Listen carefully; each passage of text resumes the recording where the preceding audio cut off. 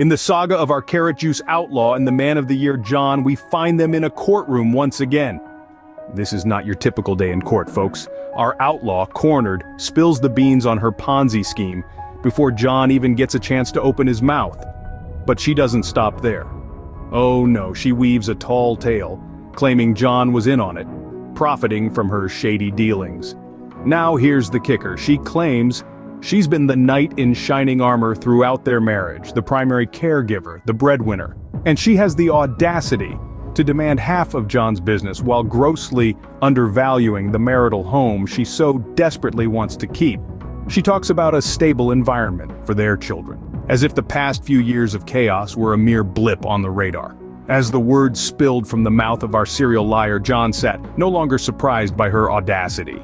The outlaw continued her plea, her demands growing more outrageous. She wanted the house, more child support, her legal fees paid by John, and even her back taxes covered. All the while, she coyly concealed her financial status. The Ponzi scheme loot tucked away in insurance policies under their children's names. And just when you thought she was done, she demanded her wedding ring back. John, in contrast, only asked for his money invested in the scheme and his personal property. John, the honest man in this circus, tired and wanting an end to this nightmare. He's been dragged through the mud, accused of benefiting from the very scheme that's torn his life apart.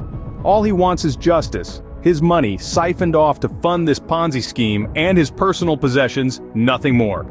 He's exhausted by the outrageous demands of the outlaw and longs for closure.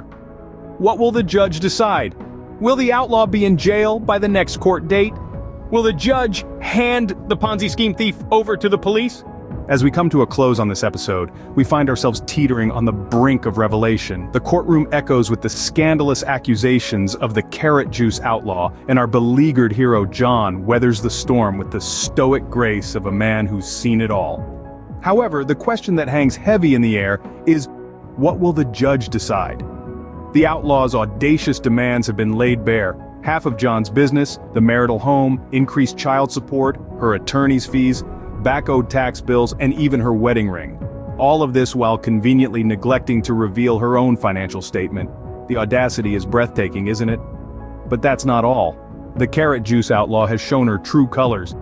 What about that $1.5 million from the Ponzi scheme, cleverly hidden in insurance policies under the children's names? That money, which John, our honest man, wants no part of. He seeks only what is rightfully his, the money she invested in the Ponzi scheme and his personal property.